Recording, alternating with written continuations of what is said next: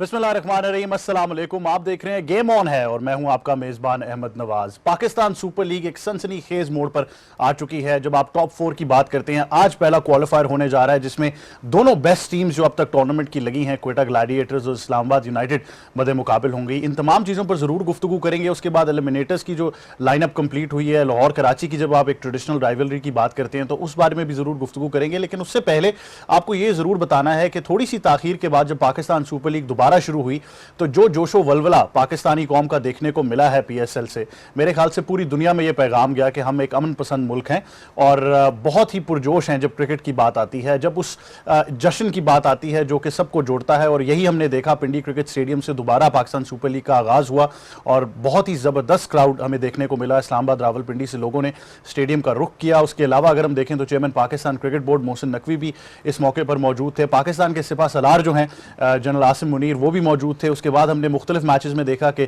Services chiefs भी हैं, वो भी आते रहे और मुख्तलिफ और ओहदेदार हैं जिन्होंने स्टेडियम का रुख ज़रूर किया। तो एक वाज़ेह पैगाम दुनिया को दिया गया कि पाकिस्तान कौम जो है वो मुत्तहिद है और वो इस जश्न को, इस जीत को भरपूर तरीके से मनाएगी और क्रिकेट के थ्रू जो है वो मनाएगी। इसलिए वो जो 4 मैचेस जो हम आपसे बात करेंगे जिनके बारे में, मेरे ख्याल से उन्होंने पूरे पीएसएल की एक दफ़ा फिर से टोन सेट कर दी और बहुत सी जो एक्सपेक्टेड टॉप 4 की लाइनअप थी उसमें थोड़ी सी पोजीशनिंग ज़रूर चेंज हुई है। उसमें सबसे पहले अगर हम बात करते हैं तो जब आगाज़ हुआ कराची किंग्स का मैच जो था वो पेशावर ज़ल्मी से था और बहुत ही शानदार मैच हुआ वो। लेकिन थोड़ा सा अगर आप ओवरऑल उसकी एक ट्रजेक्टरी देखें, वहां से लगता यही है कि पेशावर शायद वहीं से अपने पीएसएल का जो मोमेंटम है उसको उन्होंने खो दिया। तो इन तमाम चीज़ों पर बात करेंगे। सबसे पहले मेहमानों से आपका तारुफ कराते हैं। सबसे पहले स्टूडियोज़ में हमें ज्वाइन कर रहे हैं साबिक टेस्ट क्रिकेटर, पाकिस्तान के लिए बहुत से ज़बरदस्त उनकी जो है वो हमने चीज़ें देखी हैं, चाहे वो कॉमेंट्री हो, प्रेजेंटिंग हो, ब्रॉडकास्टिंग हो। और जैसा कि मैंने कहा कि वो जो जोशो वलवला है स्टेडियम के अंदर, वो यहाँ से भी नजर आया और गेम ऑन है का पीटीवी स्पोर्ट्स का एक बहुत अहम हिस्सा है जनाब बाजिद खान। अस्सलाम वालेकुम। वालेकुम। कैसे हैं बाजिद भैया? बड़े दिनों बाद आया जी, ऐसा ही है, सुपर सब पे था।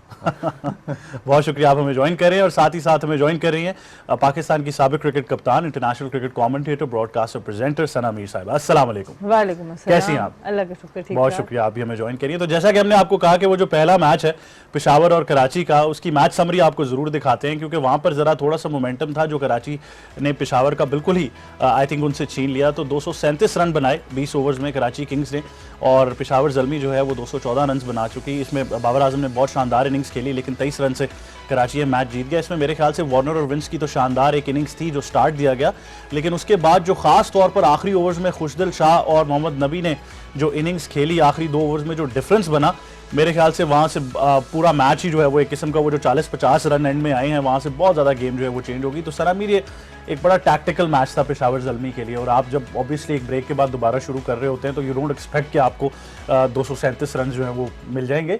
लेकिन मैं वही कह रहा हूँ, जो आखिरी 2 ओवर्स है उन्होंने तो कम्प्लीटली मैच का मोमेंटम चेंज कर दिया। बिल्कुल। और कराची की obviously batting top heavy team नज़र आती है और उसका उन्होंने भरपूर फ़ायदा उठाया, इतना ज़बरदस्त प्लेटफॉर्म दे दिया कि उसके बाद खुशदिल और नबी ने आके उसको फिनिश करना था और क्या आउटस्टैंडिंग फिनिश किया। जैसे आपने 50 से ज़्यादा रन, तकरीबन 50 रन बने। और बाजिद भाई की बात बिल्कुल नहीं सुन रहे पेशावर ज़ल्मी वाले, क्योंकि कह ही जा रहे थे बाजिद भाई सुफियान मुकीम को खिला लो खिला लो खिला लो, पर नहीं सुना तो अब मुश्किल तो पड़ेगी। बाजिद भाई को ड्राफ्टिंग से पहले भी कुछ बातें कहनी चाहिए थी शायद। बात तो कोई भी नहीं सुन रहे। मतलब अब ये रिकॉर्ड है राहुल, अब तो सारे मैच हो गए तो ऑलमोस्ट 9-2 का रिकॉर्ड है। 9 जो बैटिंग फर्स्ट टीम है वो जीती है। जो अगर आप टॉस जीत के चेस करते हैं तो पहले ही आप अपने आप को डिसएडवांटेज दे रहे हैं। बाबर ने टॉस जीत के चेस किया और दावत दी कराची को बैटिंग कर लो। और जब इस पीएसएल में हमने देखा है, इसकी कई वजूहत हैं, मगर सबसे बड़ी वजह यह है कि मौसम चेंज है तो आपको एडवांटेज नहीं है चेस करने का। पिछले पीएसएल के सीजन में आपको एडवांटेज था चेस करने का, चाहे वो यूएई में था चाहे पाकिस्तान में था, क्योंकि फरवरी मार्च में आप ओस होती है तो वो थोड़ी बहुत भी ओस काम कर जाती है और उसमें बैटिंग आसान हो जाती है। और जब वो एक दफ़ा हिटें लगना शुरू होती हैं फिर वो रुकती नहीं है। इस दफ़ा आपने देखा है जब 200 से ज़्यादा, एक मासवा एक पहले मैच के या दूसरे मैच के कराची में, तो उसके अलावा 200 से ज़्यादा रन चेस ही नहीं हुए। तो अगर आप अपने आप को पहले से बैकफुट पे कर लो कि नहीं यार हम बॉलिंग करेंगे, तो उसके बाद बड़ा मुश्किल है कम बैक करना, चाहे जितना अच्छा भी पिच हो। ये हमने पिंडी में देख लिया। जो दूसरा फैक्टर, आखिरी 11 बॉलों में 51 रन हुए हैं, उससे पहले नबी का कैच छूटता है। तो अगर आप बैटिंग भी आप सेकंड कर रहे हो और फिर गलतियां भी कर रहे हो, तो फिर मैच जीतना बहुत ही मुश्किल। और वो कैच मेरा ख्याल वो मैच बिल्कुल ही चेंज हो गया। शायद ये इनको थोड़ा सा रिस्ट्रिक्ट कर लेते, लेकिन फिर तो 4 छक्के उसने मार दिए, 3 इसने मार दिए, तो सारा कुछ बिल्कुल ही एक तरफ हो गया। तो वो आप नॉर्मली मतलब T20 cricket wide specially most teams ये सोचती हैं कि यार चलो पिच अच्छा है तो हम चेस कर लें, लेकिन गर्मी बहुत है। आप भी मैच खेलते हैं तो जब 20 ओवर फील्डिंग करने के बाद बैटिंग करना बड़ा मुश्किल है।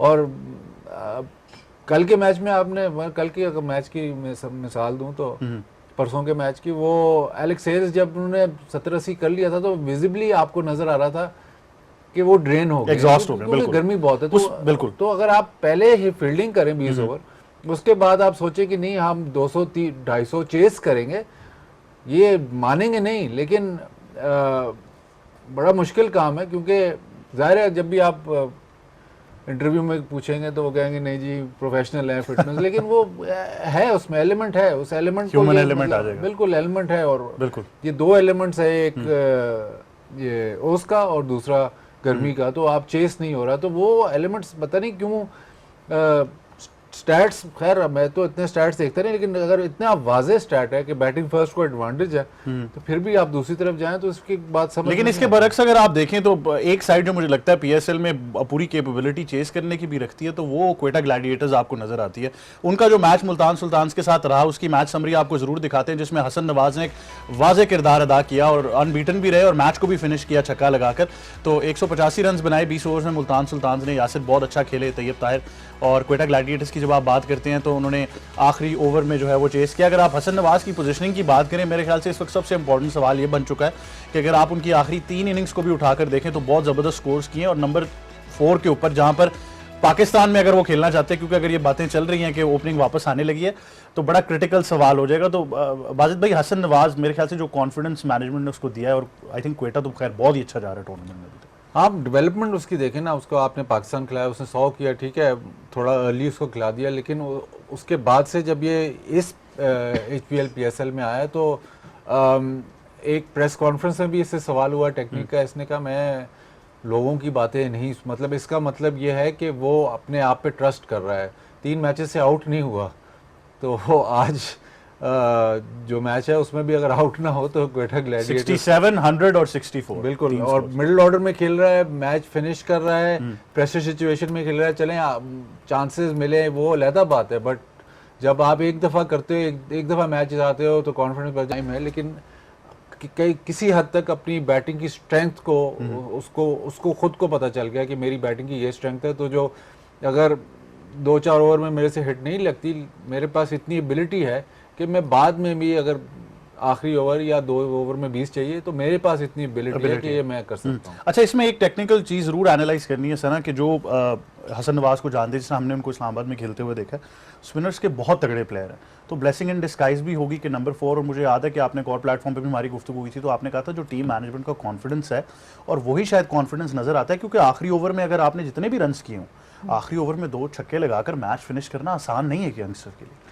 बिल्कुल, और सबसे अच्छी चीज़ नज़र ये आई जैसे मैच बाय मैच वो कॉन्फिडेंस ऐड होता जा रहा है। अगर इससे पिछले मैच की फिनिश करते हुए देखें तो जैसे बादल भाई ने कहा, उसमें चांसेस दिए इन्होंने, आखिरी ओवर में 2 कैच ड्रॉप हुए, ख़त्म किया। जो पिछला मैच इन्होंने फिनिश किया था उसमें अगर आप देखें तो पहले 2-3 इतने प्रेशर सिचुएशन में कनेक्ट करना, ये शो करता है कि mentally he was present. Pressure उनको इतना अफेक्ट नहीं कर रहा, वो अपने जोन में, उनको पता है कि मेरी अगर यहाँ बॉल आएगी मैंने कहाँ लेके जाना है। ये बहुत मुश्किल, वैसे भी मुश्किल शॉट था जो आखिरी है, पर अंडर प्रेशर तो with every match he is maturing as a player, तो ये बहुत अच्छा साइन है।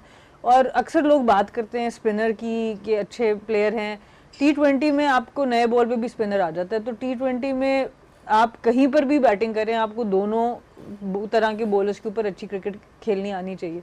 लेकिन डेफिनेटली जो मिडिल ओवर्स की थोड़ी सी जब बॉल पुरानी हो रही है तो इनकी जो हिटिंग है वो और ज़्यादा क्लीन नज़र आ रही है और ज़्यादा इफेक्टिव नज़र आ रही है। बिल्कुल ऐसे ही है, और मेरे ख्याल से जो हमने 3 आपसे कॉरेस्पॉन्डिंग परफॉर्मेंसेस की बात की हसन नवाज की, बहुत ही शानदार रही हैं। और जब आप एक अनबीटन रन कैरी कर रहे हैं और वो भी क्वालिफायर में जाते हुए, तो मेरे ख्याल से उनको बड़ी मदद मिलेगी। लेकिन इसके अलावा एक जो बहुत मेरे ख्याल से मच अवेटेड मैच जो था वो पेशावर ज़ल्मी और लाहौर कलंदर का था, जहाँ पर यह फैसला होना था कि कौन सी टीम जो है वो आगे जाएगी और कौन सी जो है वो पीएसएल के जो टॉप 4 है उस मरहले से बाहर हो जाएगी। और वो मैच बारिश की वजह से 13 ओवर्स का हो गया और उसके अंदर फिर जिस तरह बाजिद भाई ने भी कहा कि टैक्टिकली कुछ गलतियां जरूर हुई हैं। आई थिंक मैं तो बिल्कुल इस हक में था कि टॉस जीतकर जो है वो पहले बैटिंग ही करे पेशावर, लेकिन उनके और प्लान से अब वो थिंक टैंक के ऊपर एक वाज़ेह सवाल ज़रूर आता है, क्योंकि अगर आप उनकी लाहौर की इनिंग्स देखें, फ़खर जमान ने बहुत डिफरेंस डाला, फिर सलमान जिस तरह से उन्होंने मैच में परफॉर्मेंस दी है तो वो वाज़ेह फ़र्क लग गया, लेकिन शायद रन ही बहुत ज़्यादा थे।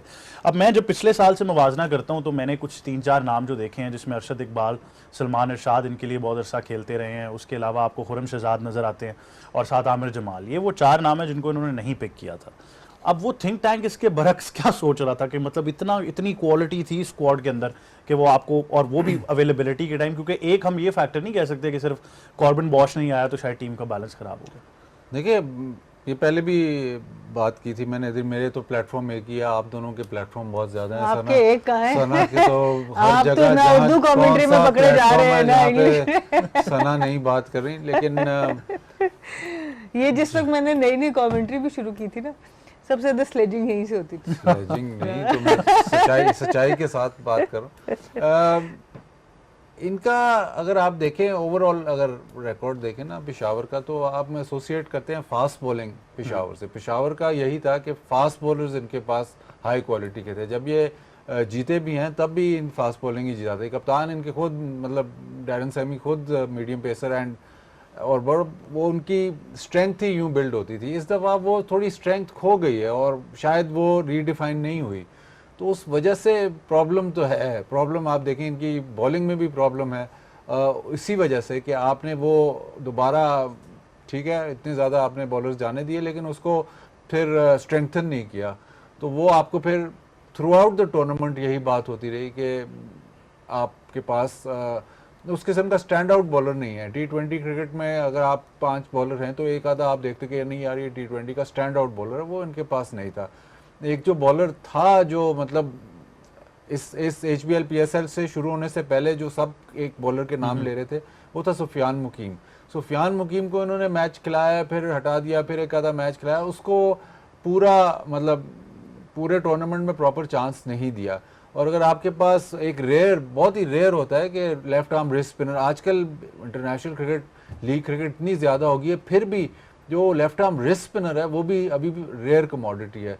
तो उसको चाहे वो रन्स देता है, चाहे मतलब जाहिर है वो एक दिन उसको स्कोर भी होगा, बट वो विकेट टेकिंग ऑप्शन था, उसको इन्होंने सही यूटिलाइज नहीं किया। तो अगर आप देख रहे हैं कि आपकी फास्ट बॉलिंग या उस किस्म की आपके पास एक्स फैक्टर नहीं था, एक जो एक्स फैक्टर था उसको आपने खिलाया नहीं। और शायद मतलब थोड़ा सा इसमें थोड़ी डिफेंसिव ये बात है कि आप डरते ही रहे कि नहीं यार इसको खिलाएंगे तो ये रन्स ना लीक करे। रन्स तो लीक होने ही है, लेकिन अगर मिडिल ओवर्स में आपको 1-2 विकेटें ले देता है और विकेट से ही मैच चेंज होता है, तो अगर वो आपको 1-2 विकेटें ले देता है तो मैच चेंज हो सकता है। वो मेरे ख्याल थोड़ा सा अगली दफ़ा जब ये आएंगे तो इस बारे में इनको सोचना पड़ेगा।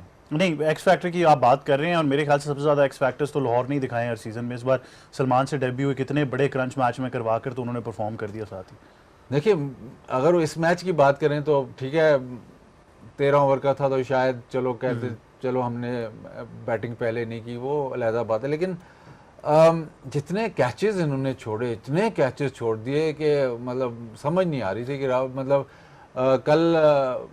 कल था 1-2 दिन पहले मैं गया था, आपस में PTV का मैच हो रहा था, तो वहाँ पे मैंने देखा कि ऐसे बॉल हवा में गए और कैच छूट गया। तो उसके बाद मैं पिंडी स्टेडियम गया, पिंडी स्टेडियम में भी वही आलम था। लेकिन फर्क था, PTV मैच जीता, वहाँ वो मैच नहीं जीत सके, ये वाज़ेह फर्क हो गया। शायद 3 कैच छोड़े हो PTV ने और उन्होंने 5 कैच छोड़ दी। लेकिन इशू रहा है ये इस PSL में, HBL PSL में इशू रहा है। अच्छा, लेकिन ये बाकायदा तौर पर अब बात हो रही है कि ये कहा जा रहा है कि हिस्टोरिकली आपकी आमद के बाद कैचेस छूटना शुरू हो जाते हैं। ये दोनों जगह पे बात हो गई। अच्छा, ये वो कह रहे हैं आपकी आमद के बाद कैच छूटना शुरू हो जाता है। हो सकता है, लेकिन फिर छोटे मैच में इतनी ज़्यादा गलतियां करोगे तो पॉसिबल नहीं है। PTV का तो शायद 20-25 ओवर का मैच था, थोड़ा लंबा मैच था और शायद क्वालिटी भी इतनी नहीं थी कि हमारे एक डायरेक्टर हैं वो भी 40-50 करके आउट न हुए। खैर उसको छोड़े स्लेजिंग उसको छोड़े, लेकिन कप्तानी का भी बहुत फर्क होता है। दिलेर कप्तान हो तो फिर आप स्कोर करवा लेते हैं प्लेयर्स। ये क्वालिटी वैसे लाहौर कलंदर्स की है। ये जो सलमान मिर्जा है ये भी इन्होंने टेप बॉल से उसको देखा, फिर वो डोमेस्टिक में बॉलिंग करता है कहाँ पे, ज़ाहिर है ज़रा मैच खेलेगा तो थोड़ा सा लोग पहचान जाते हैं या उस पर थोड़ा सा वर्क करते हैं। तो ऐसे मैच में स्पेशली जब थोड़े से ओवर हों, इस ऐसे बॉलर को खिलाना जो बिल्कुल ही नहीं आओ, ये कभी कभार तो बहुत ही ज़बरदस्त फैसला होता है। और ये बहुत ज़बरदस्त फैसला था क्योंकि इसके बारे में ज़्यादा जानकारी नहीं थी टीम्स को, तो वो वर्क कर गया। लेकिन असल जो बात ये है कि ये पीछे खेलता हुआ आया है, ये डोमेस्टिक क्रिकेट भी खेलता हुआ है। ठीक है, इन्होंने टेप बॉल से उठाया, बहुत ज़बरदस्त लाहौर कलंदर्स का वो काम है पीडीपी, लेकिन क्योंकि फॉर्म में था, पीछे खेलता हुआ आया तो इस सिचुएशन में उसको इतने मसला नहीं हुआ। क्योंकि अगर फॉर इंस्टेंस पीछे खेलता हुआ ना आया होता, डोमेस्टिक ना खेला होता, तो फिर इसके लिए बहुत ज़्यादा बड़ा ओकेजन होता। बिल्कुल। पेशावर की बात, ऑब्वियसली जिस तरह मैंने सुना ड्राफ्टिंग की बात तो की कि आपने इतना ज़्यादा उस पर बैक नहीं किया। बाजिद भाई ने भी कहा कि सुफियान मुकीम को अगर आप नहीं खिला रहे तो मेरे ख्याल से आपने अपना एक बड़ा एलिमेंट जो है वो मिस कर दिया ज़रूर। लेकिन इसमें आप उस इंटरव्यू पर चले जाएँ जहाँ पर मैच से एक दिन पहले शाहीन शाह अफरीदी जो हैं वो कहते हैं, बड़े कॉन्फिडेंट नज़र आते हैं। लास्ट मैच जो खेले वो कहते हैं कि जी हम आखिरी मैच जीत के सेमीफाइनल में जा रहे हैं। कुछ लोग इसको एरोगेंस कहते हैं, मुझे लगता है कि वो इतना कॉन्फिडेंस था उनको टीम पे कि हम पेशावर को हरा के सेमीफाइनल में चले जाएंगे, उन्होंने प्रूव किया।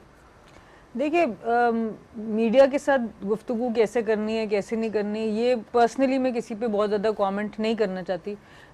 हर प्लेयर का अपना एक स्टाइल होता है, नहीं होता, बट ऑब्वियसली एक ओवरऑल जब आप कप्तानी करते हैं, स्पेशली जब आप कैप्टन होते हैं, तो आपकी कोशिश ये होनी चाहिए कि आप बेहतरीन तरीके से रिप्रेजेंट करें अपनी टीम को। कॉन्फिडेंस उनका है क्योंकि ऑब्वियसली 2 दफ़ा वो लाहौर कलंदर को जिता भी चुके हैं और जिस तरह की परफॉर्मेंसेस रही हैं, अच्छी परफॉर्मेंसेस रही हैं। और अब मुझे लगता है कि लाहौर की टीम का बैलेंस बहुत अच्छा होता जा रहा है बिकॉज ऑफ द सिचुएशन कि अब एक तो ऑब्वियसली उन्होंने, अब सिकंदर रजा तो नहीं होंगे, लेकिन जब सिकंदर रजा और शाकिब दोनों आ गए थे मिडिल में, तो वो जो एक स्पिन बॉलिंग ऑलराउंडर्स का एक रोल होगा वो आगे मैचेस में इम्पोर्टेंट हो सकता है क्योंकि पिचेस का बिहेवियर थोड़ा डिफरेंट आपको नजर आया। कल परसों के मैच में इस्लामाबाद ने स्पिनर ज़्यादा खिलाए हुए थे और दूसरी तरफ अगर आप देखें तो कराची ने मोहम्मद नबी से बॉलिंग ही नहीं कराई थी, तो 7 विकेट स्पिनर्स ने हासिल की उस मैच के अंदर। तो मुझे लगता है कि आने वाले मैचेस में शायद थोड़ा सा स्पिनर्स का रोल। अच्छा, इस मैच की पर्टिकुलरली बात कर लेते हैं। आपकी बात ठीक है क्योंकि सिकंदर जिस मोड पर जा रहे हैं उसके लिए लाहौर के लिए बहुत अच्छा है कि शाकिब को वो यूटिलाइज कर सकते हैं, लेकिन एलेक्स हेल्स को क्या कह के वापस लाए थे? क्योंकि जो हमने इनिंग्स देखी है वो I think one of the most outstanding innings इस पीएसएल गेम। एब्सोल्युटली, ये फैक्ट देखते हुए कि कितना लो इन कॉन्फिडेंस हो गया था Islamabad, 4-5 matches on the trout हारे और उसके बाद इंजरीज का भी सामना था, तो उनकी इनिंग्स ने जो टोन सेट कर दी उससे ही मैच में आधा कराची तो बाहर हो चुका था। कोई भी टीम आती थी तो हम कहते थे इस्लामाबाद, फिर बीच में 4 मैच ऐसे खेले कि डामाडोल हो गए हम सारे भी एज ए एक्सपर्ट के में भी इस्लामाबाद। सो आई थिंक इस इनिंग्स के बाद फिर शादाब की परफॉर्मेंस एज एन ऑलराउंडर उस मैच में again Islamabad has become the favourite. I think वो जो हैशटैग यूज कर रहे थे ना चौथी बार, वो एलेक्स हेल्स से मुंसलिक करके यूज कर रहे थे। लेकिन आई थिंक बड़ी ब्लेसिंग इन डिस्गाइज होती है जब एलेक्स हेल्स ने आती परफॉर्म कर दिया, शादाब भी वापस सब फॉर्म में नजर आ गए, तो going into the qualifier I think उनके लिए ऑल बॉक्सेस टिक्ड। नहीं, इनके लिए ब्रेक बहुत ज़रूरी थी। जिस किस्म का इनका ट्रैजेक्टरी शुरू हो गया था ना, 4 मैचों में 4 हार गए थे, फिर निगल्स हर मैच में चेंजेस क्योंकि इनके प्लेयर फिट नहीं थे। एलेक्स हेल्स मेरे ख्याल 4-5 महीने से उन्होंने क्रिकेट खेली नहीं है, वो सिर्फ पैडल खेल रहे थे। तो वो इस किस्म के खबरें इनके पास आप चेक करें, वो इस किस्म के प्लेयर हैं क्योंकि इतनी ज़्यादा वो क्रिकेट, इतनी ज़्यादा T20 खेल चुके हैं या इतनी ज़्यादा वाइट बॉल खेल चुके हैं कि उनको ज़ाहिर है इस स्टेज ऑफ इस करियर में प्ले ऑफ हो या फाइनल हो या कोई भी लीग हो तो प्रेशर तो है नहीं, तो वो जाते हैं और बस अपने आप को एक्सप्रेस करते हैं। उनका स्विंग चल रहा था और जिस दिन उनकी शॉटें लगती हैं तो वो इसी तरह खेलते हैं। दूसरी अच्छी बात यह है कि अब वो इस स्टेज ऑफ द करियर में ये अवेलेबल थे, ये ड्राफ्ट में अवेलेबल थे, लेकिन इस्लामाबाद यूनाइटेड ने इनको पिक नहीं किया। पिक इसलिए नहीं किया क्योंकि एलेक्स हेल्स अब ज़्यादा लंबा टूर्नामेंट नहीं खेलते। वो चाहते हैं कि बस 3-4 मैच हो, बीच में ब्रेक हो या मैं चला जाऊं, वापस चला जाऊं या बीच में मुझे रेस्ट मिल जाए। तो वो शायद माइक हैसन की ये थिंकिंग की थी कि ये पूरा मतलब ये लंबा टूर्नामेंट है, 30 मतलब महीने से ऊपर टूर्नामेंट है, तो हमें ऐसा ओपनर चाहिए या ऐसा प्लेयर चाहिए तो हमें पूरा इन्होंने मेरे ख्याल वो जो अमेरिकन साउथ अफ्रीकन जो अमेरिका की तरफ से खेलते गाउस उनको पिक किया। खैर इस वक्त जो सिनारियो था वो बिल्कुल एलेक्स हेज के लिए बिल्कुल परफेक्ट है, क्योंकि ये अब अगर ये दोनों मैच तो 3 मैच या फिर 4 मैच, इससे ज़्यादा तो मैचेस हैं ही नहीं, तो इनके लिए बिल्कुल परफेक्ट है और वो आते ही उन्होंने रन्स किए। दूसरा जो आप देखें इसमें एलेक्स हेज की तो हम बात कर रहे हैं, लेकिन जो सबसे खूबसूरत खेला है वो है साहिबजादा फरहान।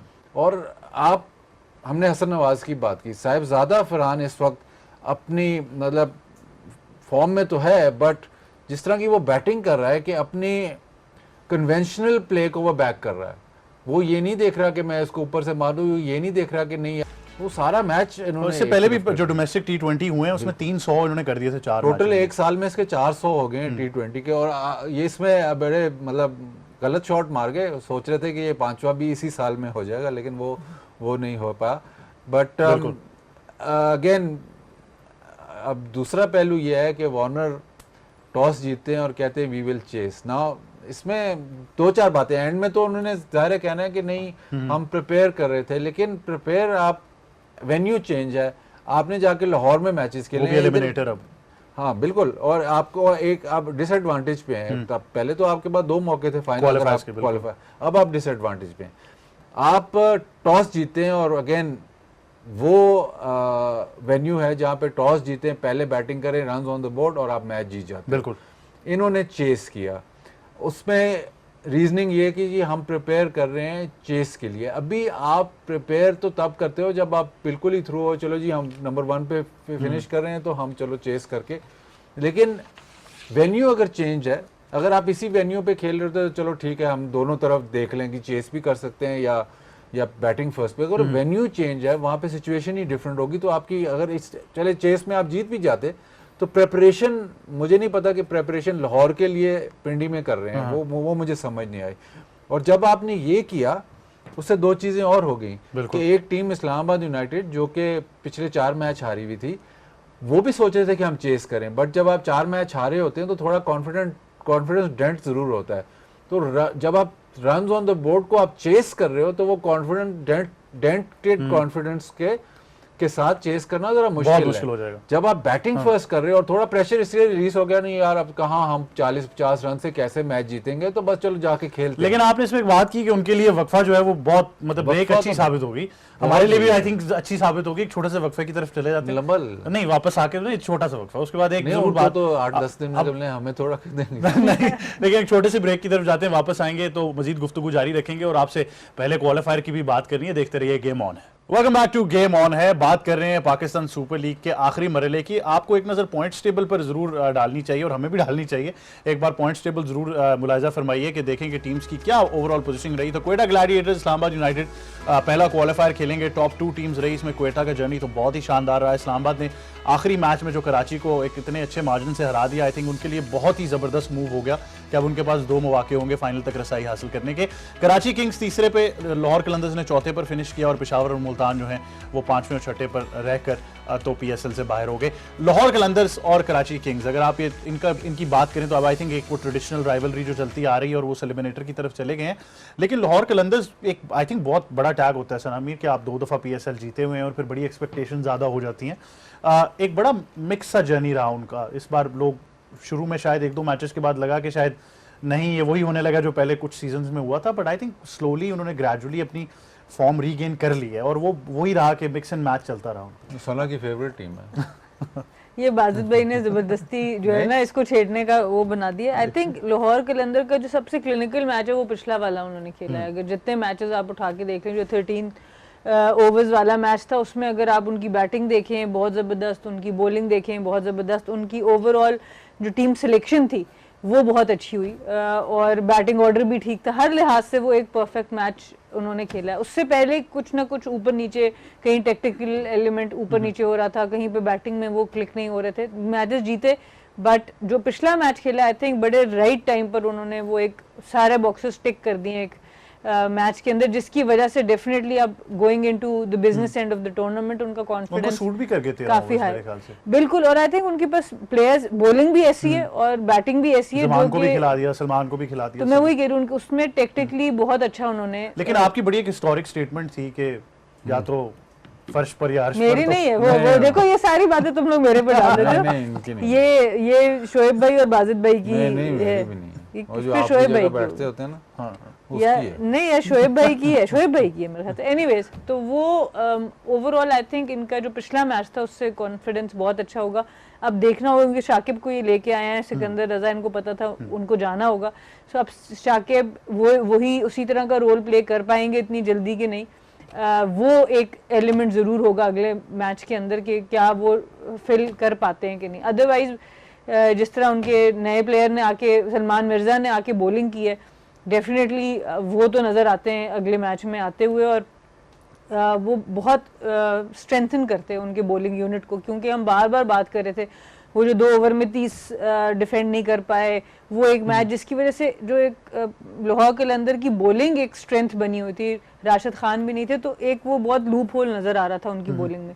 लेकिन पिछले मैच में जो इन्होंने बॉलिंग खिलाई और जो परफॉर्मेंसेस थी, वो एक नज़र आता है कि अब अगले मैचेस के अंदर बाकी टीम्स को प्रॉब्लम होगी इनके अगेंस्ट रन्स करने में। लेकिन आई थिंक ओवरऑल अब आपको ये जरूर फैसला करना है कि अब क्या प्लेइंग 11 इन्होंने तश्कील देनी, क्योंकि कराची के खिलाफ अब ट्रेडिशनल राइवलरी तो है, लेकिन कराची जितनी बैटिंग प्रावस रख रही है और फिर लाहौर ने उसकी उस बॉलिंग से कैसे टैकल करना। देखिए जो इशू अब ये है कि सिकंदर रजा चला गया, सिकंदर रजा चले, बॉलिंग नहीं बैटिंग उसकी इस वक्त बहुत हाई क्लास है। शाकिब अब अपनी करियर के उस स्टेज में है कि आप उसकी बैटिंग पे रिलाई नहीं कर सकते। बॉलिंग सही है, बॉलिंग पे आप कह सकते हैं कि शाकिब, लेकिन बैटिंग में वो क्वालिटी नहीं होगी जो सिकंदर लेके आया।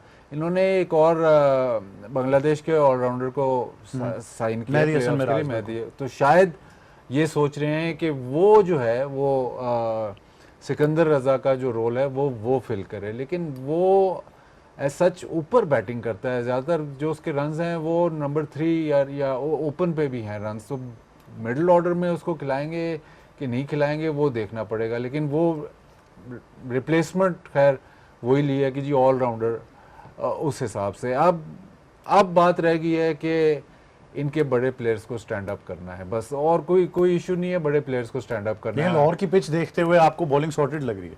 जो इनके अगर हारिस रऊफ बॉलिंग, हारिस रऊफ, शाहीन शाह अफरीदी और जमान खान जो इनको पिछले दफ़ा जिता के ले गए थे उनको ही परफॉर्म कर, फ़खर तो कर रहा है, बट जब ये प्लेऑफ्स आते हैं तो आप उन्हीं नामों की तरफ देखते हो कि जो आपके स्टैंड आउट परफॉर्मर्स है और मतलब जिन पे ओनस है।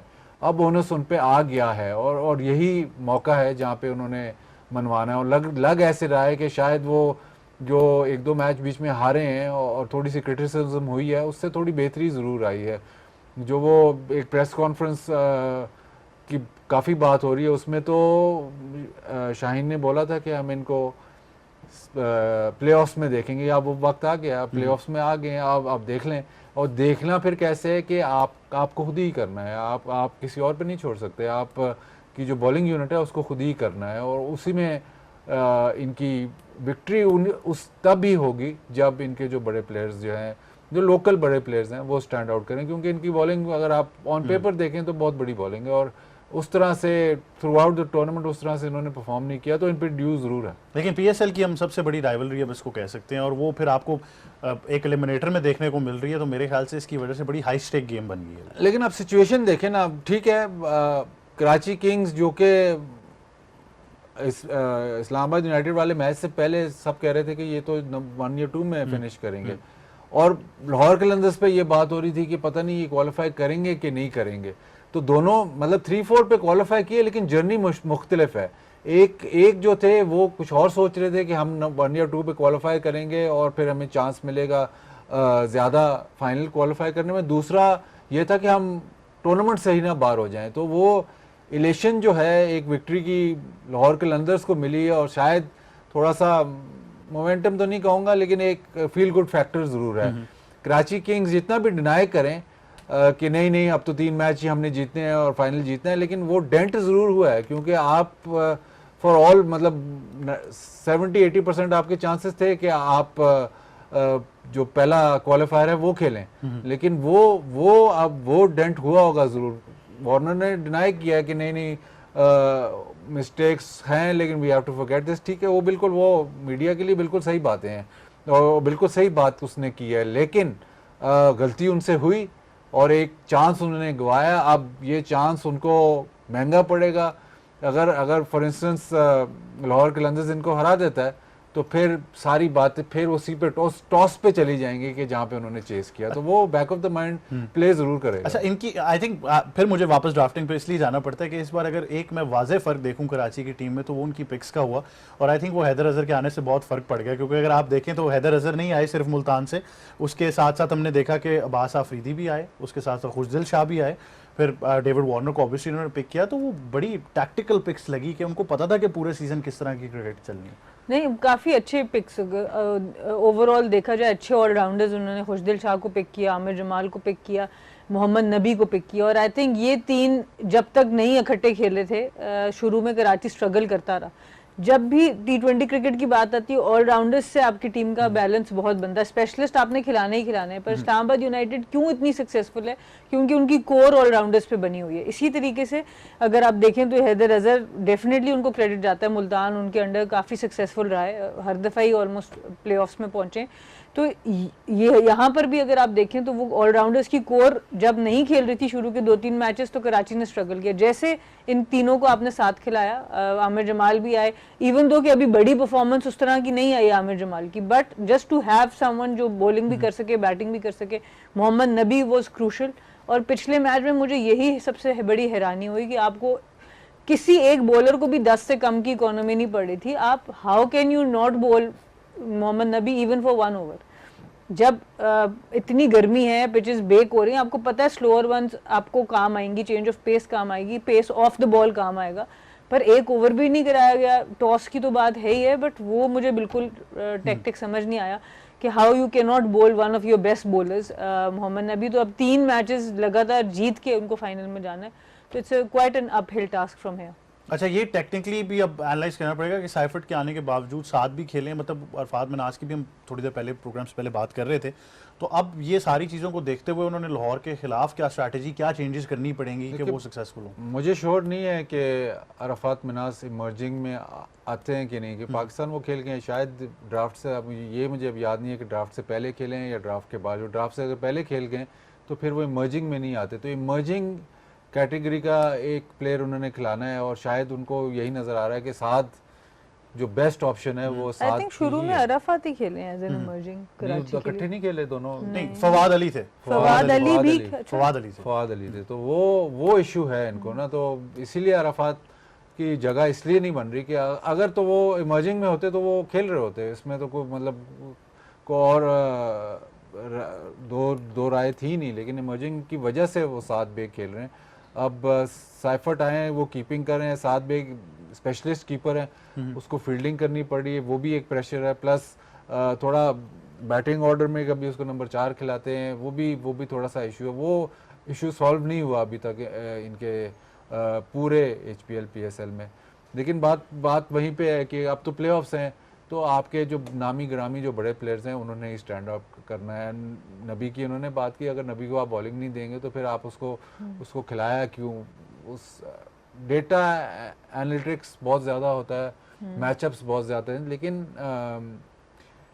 पिछले मैच में तो इस्लामाबाद यूनाइटेड के पास हार्डली कोई लेफ्ट हैंडर था, तो अगर आपने नबी को खिलाया था तो उसने तो राइट हैंडर को बॉल करने थे। अब ये पार्टनरशिप लगी जी, उसको बॉलिंग नहीं करवानी, ये समझ में नहीं आई बात। अभी रिसेंटली एक खबर भी आई है कि मुकल्लम ने कहा है कि हम जो हमारे डेटा एनालिस्ट इनके दो बहुत बड़ी एक फर्म इनके साथ काम करती है, उनको उन्होंने रिलीज़ कर दिया है कि अब हम डेटा पे इतनी ज़्यादा रिलायंस नहीं होगी, वापस ह्यूमन एलिमेंट आ रहा है, प्लेयर्स को खुद रिस्पॉन्सिबिलिटी, मतलब वो कह रहे हैं कि प्लेयर्स रिस्पॉन्सिबिलिटी खुद लें, तो वो बैलेंस जो है डेटा मैचअप्स का वो बहुत ज़रूरी है। और शायद इस मैच में वो बैलेंस नहीं, नबी को नहीं बॉलिंग कराई तो शायद वो बैलेंस नज़र नहीं आया कि चलो ऐसे तो नहीं है कि ऑफ स्पिनर राइट हैंडर को बॉलिंग कर ही नहीं सकता, और बल्कि बहुत अच्छी इफेक्टिव कर सकता है, बिकॉज़ उनके पास आर्म बॉल भी है। जैसे कि अगर आप लेग स्पिनर को लेफ्ट हैंडर के खिलाफ नहीं खिला, अगर आपने यही सोच के था कि राइट हैंडर्स को उसने बॉलिंग नहीं करनी, तो लेफ्ट हैंडर तो पता नहीं 7वें 8वें नंबर पे था। लेकिन ये हमारे लिए बड़ा क्रिटिकल जंक्चर बन गया सना मीर। अगर अब इंग्लैंड ने ये सोच लिया है तो हम तो ऐसी टीम्स को देखते हुए ये मॉडल बना रहे थे कि हमारी सिलेक्शन जो है वो डेटा और AI बेस्ड होगी। देखिए, यही तो आपको समझना है कि आपने पॉलिसीज चीज़ वो लानी है जो आपको सूट करती है और अपने दिमाग से सोचना है। डाटा को भी हटाने का मकसद ये है कि प्लेयर्स एक ऑटो मोड पे ना चले जाएं कि बस हमें बाहर से ही बात हो जाएगी। मैं यही बात पहले भी कर चुकी हूँ, data is like a sidekick for you. आपने मुल्तान सुल्तान ने as a head coach data को जब यूज किया तो परफॉर्मेंस उनकी नीचे आई है। सो डेटा की अपनी एक जगह है, बहुत इंपॉर्टेंट जगह है मॉडर्न डे क्रिकेट के अंदर, बट इंस्टिंक्टिव है ना, इंस्टिंक्टिव गेम है और it can not take over the captains जो अंदर उसकी रीडिंग ऑफ द गेम है और जो कोच की रीडिंग ऑफ द गेम है उससे नहीं। और फिर current form of the player, कभी कभी किसी प्लेयर की छोटी सी चीज़ है, अगर आप पर्सनली प्लेयर्स को जान रहे हो और आपको पता है इनके घर पे कोई मुश्किल हालात हैं, डाटा उसको नहीं पकड़ सकता ना, तो आपको उस वक्त मे बी उस प्लेयर को आप नहीं खिला सकते, वो कितना भी अच्छा प्लेयर है उसको आपको शायद उस प्रेशर से ऑफ करना पड़ता है। तो बहुत से ह्यूमन एलिमेंट्स ऐसे होते हैं जो डेटा कवर नहीं कर सकता, तो वहां पर आपकी लीडरशिप काम आती है। पर अगर आपके सारा निसार डेटा पे होगा तो आपकी लीडरशिप डिसेबल होना शुरू हो जाएगी ओवर टाइम और फिर आपसे सही डिसीजन मेकिंग नहीं होगी। देखिए वो बात हुई है जी, एंडी फ्लावर से एक दफ़ा मैं बात, ये पहले भी मैं बात कर चुका हूँ, एंडी फ्लावर से एक दफ़ा ये डिस्कशन हो रही थी मेरी। एंडी फ्लावर मतलब टॉप क्लास कोच हैं और वो एनालिटिक्स डेटा बहुत उस पर मतलब उसको देते हैं, वैल्यू देते हैं। लेकिन उनसे मैं बात कर रहा था तो उन्होंने मुझे कहा कि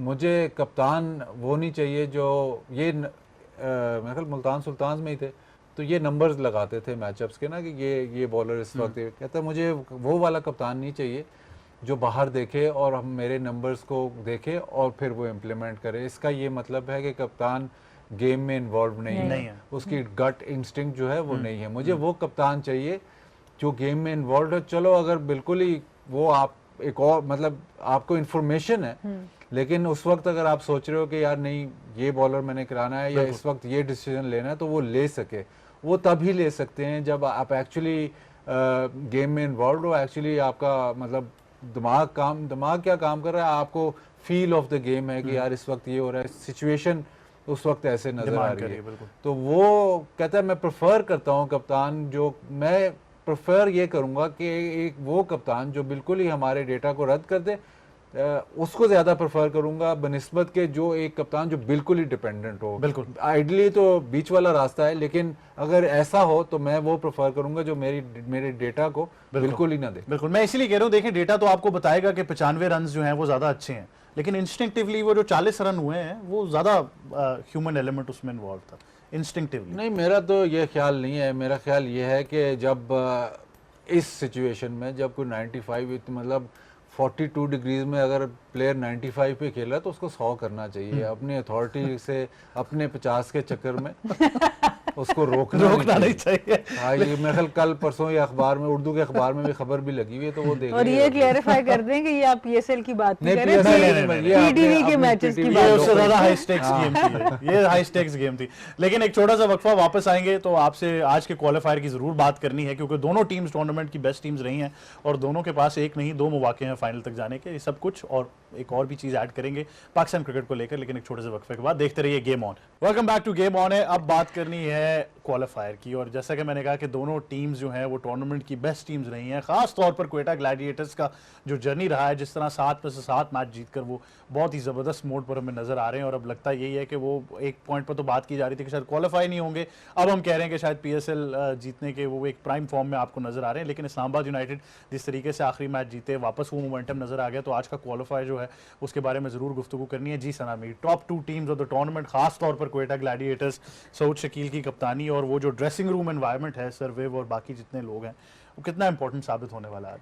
देखिए, जिस तरह का मैच खेल के आए हैं, आई थिंक इस्लामाबाद भी कॉन्फिडेंस बहुत हाई होगा। ऑब्वियसली उनको प्लेऑफ्स का एक्सपीरियंस भी बहुत ज़्यादा है। क्वेटा बड़े अरसे के बाद इस तरह की पोजीशन में आए हैं और एक टाइम पर कुछ मेरे ख्याल से 10-15 दिन पहले मुझसे कोई पूछ रहा था कि आपके ख्याल में कौन सी 2 टीम्स फाइनल में जाएंगी, तो मैंने इन 2 टीम्स का नाम लिया था। और अब इनमें से ऑब्वियसली एक तो बता देना। हाँ, ये मैं कहने लगा था कि नहीं घर पे बैठे डिस्कशन, घर पे भी दोस्तों में भी डिस्कशन होती है ना। सो आई थिंक वो उसमें यही बात है कि क्वेटा भी इस वक्त ओवरऑल बड़ी बैलेंस टीम लग रही है। पर अगर हाई स्कोरिंग मैच हुआ, जिस तरह की अब पिचेस में एक डिफरेंस नजर आना शुरू हो गया, वहां पर इस्लामाबाद को थोड़ा सा एज जरूर होगा, क्योंकि जिस तरह की इस्लामाबाद की बैटिंग है वो फिर उस डिफरेंस को बहुत ज़्यादा कर सकते हैं विद देयर स्ट्राइक रेट्स, जहां पर थोड़ी सी भी बैटिंग फ्रेंडली पिचेस हों।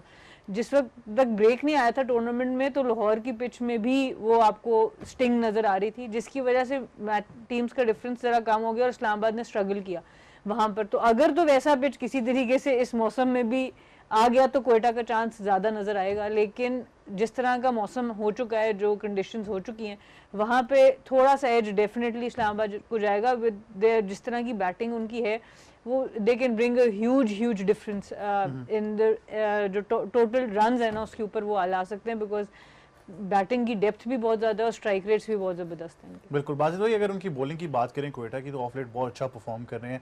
खुर्रम शहजाद, वसीम जूनियर, मतलब बड़े अच्छे मौके पर नजर आए। फ़हीम अशरफ एक बड़े क्रिटिकल एलिमेंट उसमें साबित हुए, तो ये बॉलिंग ने बहुत ज़्यादा उनको हेल्प दी है इस टूर्नामेंट जब ये 4 फास्ट बॉलर्स पे गए हैं उसके बाद इन्होंने पीछे मुड़ के नहीं देखा और उसी से इनकी बॉलिंग ही इनको वापस टूर्नामेंट में लाई। उसके बाद बैटिंग आई, बॉलिंग की वजह से ही ये जो आप देख रहे हैं कि इधर तक ये पहुंचे हैं।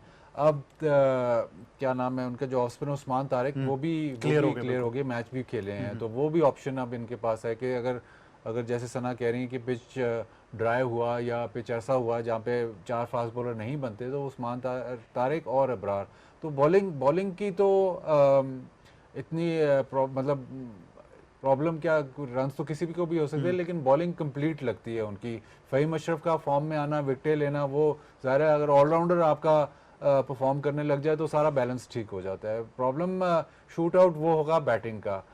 अब बैटिंग आया के रायली रूसो और फिन एलन और ये लोग ऐसा कर सकते हैं कि वो इस्लामाबाद यूनाइटेड की बैटिंग से बेहतर बैटिंग कर जाएं, तो वहाँ पे होगा असल मैच। इवन सऊद शकील की बैटिंग फॉर्म अगर आप देखें बिल्कुल, लेकिन आप ये भी देखें कि पिछला मैच अगर आप देखें तो इस्लामाबाद यूनाइटेड की जो बॉलिंग है वो थोड़ी सी बेहतर हो गई है। टामिल मिल्स ऐसे बॉलर हैं जो कि आपको डिफेंसिव बॉलिंग भी कर सकते हैं और ऊपर से भी तेज़ बॉलिंग कर सकते हैं। अगर उसकी फॉर्म अच्छी हो तो इनकी आप बॉलिंग यूनिट भी तकड़ा हो सकता है। तो जाहिर है टॉप 2 टीम्स हैं, लेकिन एक जो एलिमेंट मैं इस्लामाबाद यूनाइटेड वालों को कह रहा था, कल शादाब ने मुझे 2-3 दफ़ा छेड़ा भी कि आप तो कहते थे कि हम जल्दी पीक कर गए। मैंने कहा अच्छा हो गया, 4 मैच हार गए तो पीक आपका खत्म हो गया।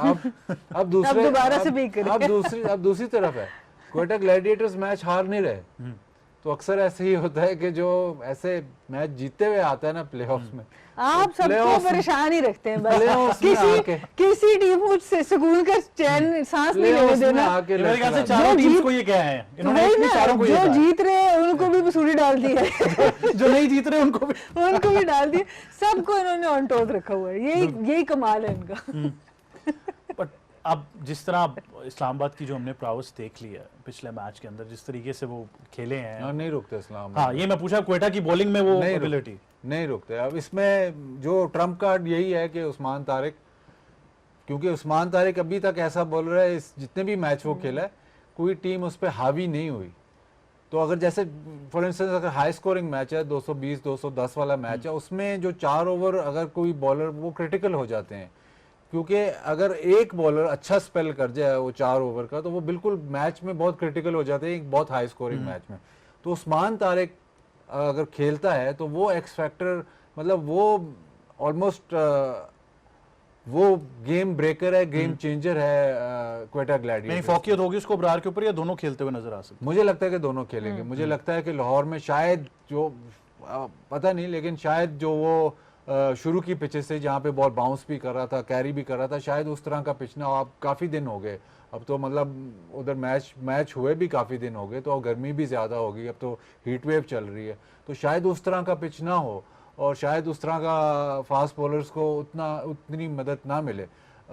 तो दोनों मेरा ख्याल खेलेंगे, लेकिन वो तो आपकी पिच रिपोर्ट से पता चल जाएगा। देखेंगे। लेकिन मुझे नहीं आ रहे, मुझे अपने प्लेटफॉर्म्स का कोई जिक्र नहीं है। मेरा तो एक ही प्लेटफॉर्म है ना, आपको डिजिटल पे तो मैं हूँ नहीं, एनालॉग पे भी नहीं हूँ। आप तो HD एनालॉग नहीं है, वो बता रहे हैं आपको भाई इधर पीछे से। टेक्निकल फौकियत थोड़ी हमें भी दें आप। तो उस्मान तारिक अभी तक इस टूर्नामेंट में उस्मान तारिक को उस तरह से कोई हावी नहीं हुआ, जो इवन मोहम्मद आमिर को भी 1-2 मैचेस के अलावा उन्होंने किसी को लेकिन सब डिपेंड करता है कि ऊपर से अगर आपको इस्लामाबाद के खिलाफ ब्रेक थ्रू मिलता है। लेकिन इसमें अब ये एलिमेंट है कि इस्लामाबाद यूनाइटेड के जो लोकल बैटर्स हैं उन पे ओनस आ जाता है, क्योंकि जो एलेक्स सेल्स है या जो बाहर के प्लेयर्स हैं वो फास्ट बॉलिंग बहुत ज़बरदस्त खेलते हैं, इवन स्पिनर्स बहुत ज़बरदस्त खेलते हैं, लेकिन ये बॉलर मतलब उस्मान तारिक को मेरा नहीं ख्याल कि जो ओवरसीज प्लेयर्स उन्होंने ज़्यादा खेला होगा, तो ओनस फिर आ जाता है शादाब पे। शादाब स्पिनर्स का बहुत अच्छा खेलता है, इवन साहबजादा फरहान पे ओनस आ जाता है क्योंकि जो इसको खेल चुके हैं।